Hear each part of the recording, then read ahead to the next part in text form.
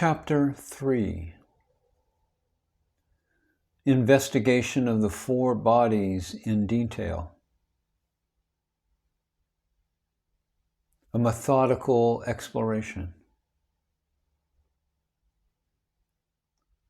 So far, during the search for the I, using vichara or inquiry, we turned the four bodies inside out and could not find a trace of I. It is true that the I disappeared without words beyond the four bodies, where even the ideas of I and you do not exist. However, it will not do to just keep quiet and mistake this for deep silence. In this exposition thus far, the gross, subtle, causal, and the great causal bodies have been superficially described. It is necessary to examine in detail all aspects of the four bodies. For unless these are fully understood correctly, and this understanding is made a part of one's nature, an aspirant will not be able to arrive at this deep silence, which is reality, the self. We will therefore examine in detail what the aspects of the four bodies are. It is necessary to understand that these four bodies are the four steps that one must ascend in order to proceed on to the fifth rung of deep silence, which is nishabda, where the word becomes silent. Going step by step, one can surely reach the end of the journey. However, if some steps are missed and one puts one's foot on the next step prematurely, there is a likelihood of losing one's balance and falling back.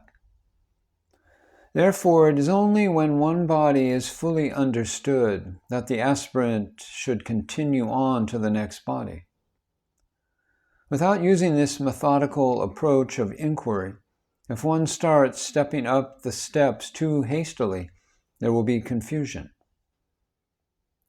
In this confusion, true understanding will not be gained, and the aspirant will likely misunderstand the subtle differences between deep sleep and samadhi, as well as mistake ignorance for knowledge.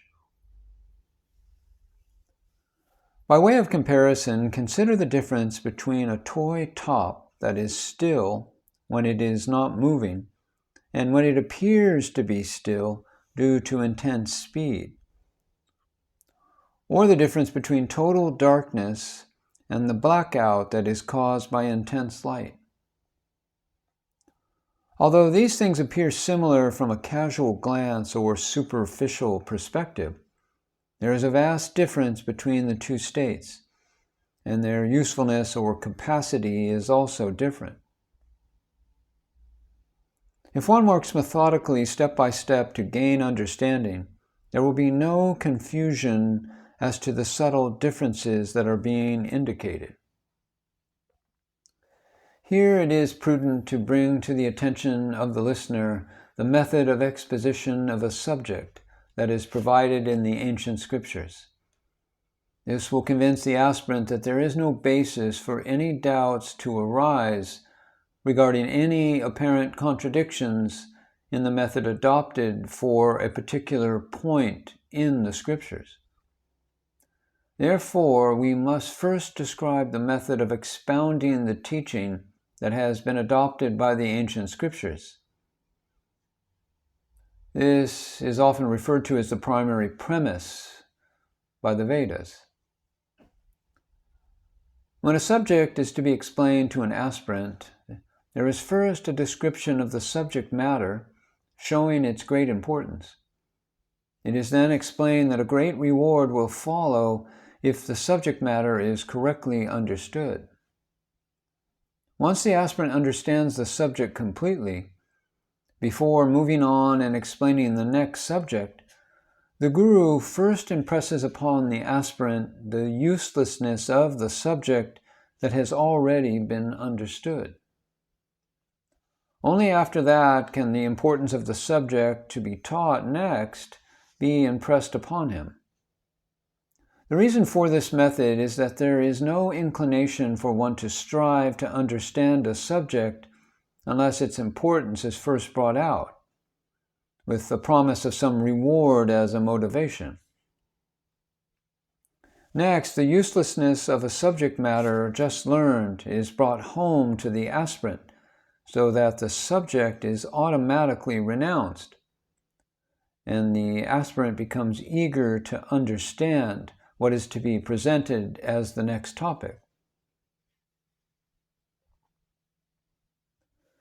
The Mother Shruti, the Vedas, takes us into a consideration of the psychological background of an aspirant, and then inspires him to work for food, first telling him that the food is Brahman.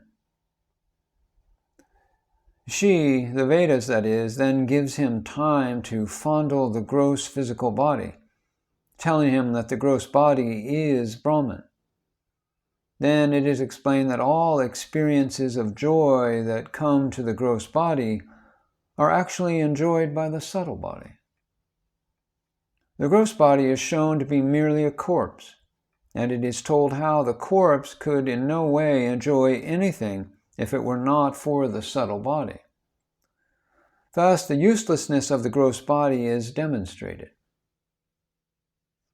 Next, the mind, intellect, senses, and the sheath that makes up the pranas, the vital breaths, are described.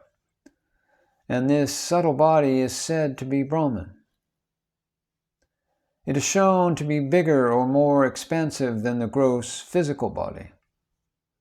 In this way, the Vedas give importance to the subtle body. After that comes the description of the causal body, which is still and even more expansive than the subtle body. It swallows the subtle body. The causal body is then proclaimed to be Brahman, and the advice is given to the aspirant that you yourself have become the expansive causal body.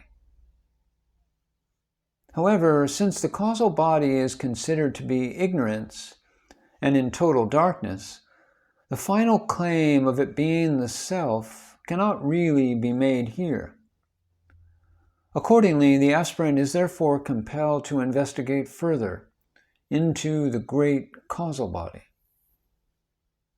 This great causal body is still more expansive, and it is from here that the voice saying, "I am the witness," emanates. Upon arriving here, the great causal body, or Turiya state, is investigated and examined thoroughly.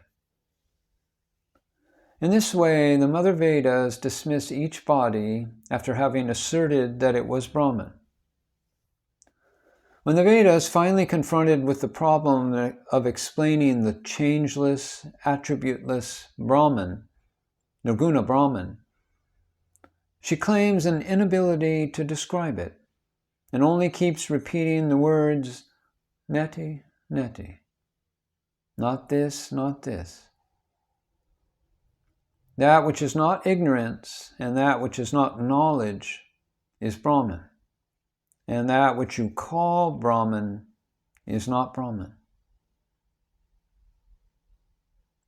In such a negative way, Mother Shruti, the Vedas, describe Brahman as that which is beyond all of the four bodies. The principle of what has just been described is as follows. When it's said that one body is bigger than the previous body, it does not mean that it is higher in relation to it, or other such things. In a comparison of needles, for example, the needle used for stitching jute bags is bigger than one used for cotton, but it is not bigger than an iron rod that is used for digging. This indicates that qualities like bigger and smaller are not inherent in a thing, but are imposed upon it by relating it to or comparing it with some other thing. The same rule applies here. After listing in sequence first food as Brahman, then gross body as Brahman, then subtle body as Brahman, and then the causal body as Brahman, and finally the great causal body as Brahman, and in each case the latter being greater than the former. The intention is to give the instruction and demonstrate the principle that out of all these, ultimately, none can be said to be Brahman. Although it is shown that in each case that the latter state is relatively higher or more expansive than the previous one, it is still not Brahman. And moreover, this para-Brahman is absolutely unique and beyond all of these four bodies. While utilizing the above-mentioned method of explaining a point, it is necessary to understand clearly what is being described as Brahman. Why is it described in this way? How far can one go to describe it as being with some particular qualities? Moreover, why is it that what was once called Brahman is then negated as not being Brahman in the same breath?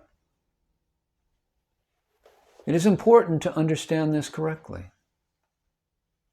For example, in giving instruction on how to cook rice to a person who is not a proper cook, the person is told to first light a fire under the utensil in which the rice is being cooked. After some time, another instruction is given to the same person to put the fire out now. It is natural that the person may wonder about the contradictory instructions. His teacher explains to him, "Dear one, it is necessary to keep a fire under the utensil until the rice is cooked, but later the fire has to be put out. Otherwise we would get coals instead of rice." This is the reason why any method to be practiced is necessary only until its goal is achieved.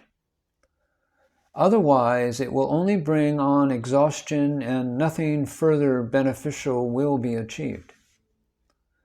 Thus, when the subtle body being called as Brahman is thoroughly examined and understood, the merit of calling the subtle body as Brahman loses its value, and it becomes necessary to move on and continue the search for I by examining the next thing. This demonstrates that sometimes when we offer a price for something or place some value on it in order to achieve some particular results, that value that we have placed on it may not necessarily be the real value of that thing. For example, some occasion may arise in one's life where you might have to address even a donkey as your uncle. In this example, the honor that is given to the donkey is due to some consequence you must endure for some action done. In the same way, some great calamity that someone may be facing is because he has forgotten his real nature. It is therefore necessary to become liberated from the calamity or obstruction, which is like being caught in the jaws of a crocodile. If you free yourself from the crocodile by flattery, saying that her back is very smooth, does it really mean that her back is as soft as a feather mattress?